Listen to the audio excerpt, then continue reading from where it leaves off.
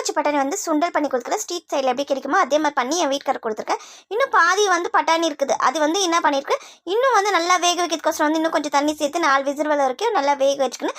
அதுக்குள்ளே வந்து மிக்ஸி ஜாரில் வந்து 4 தக்காளி, சின்ன தக்காளி சேர்த்துனால வந்து 4 தக்காளி எடுத்துக்கிறேன். அதே பெரிய தக்காளி இருந்தாக்கா வந்து 2 தக்காளியே போதும். அது கட் பண்ணி சேர்த்துட்டு அது கூட வந்து பாதி வெங்காயம் வந்து அத்தையோ கட் பண்ணிவிட்டு ஒரு 4 பல் பூண்டு, ஒரு சின்ன துண்டு இஞ்சி, ஒரு பச்சை மிளகாய் சேர்த்து நல்லா பேஸ்ட் அரைச்சி வச்சுக்கணும். இப்போ கடாயில் வந்து கொஞ்சமாக எண்ணெய் சேர்த்துட்டு அரைச்சி வச்சுக்க. பேஸ்ட் சேர்த்துட்டு மிளகாத்தூள், உப்பு, மஞ்சள் தூள், கரம் மசாலா சேர்த்துட்டு மிக்ஸி கலந்த தண்ணி சேர்த்து நல்லா மிக்ஸ் பண்ணிக்கலாம். இந்த டைமில் வந்து நான் பட்டாணி வேக வச்சுக்கிற பட்டாணி சேர்த்துக்கலாம்.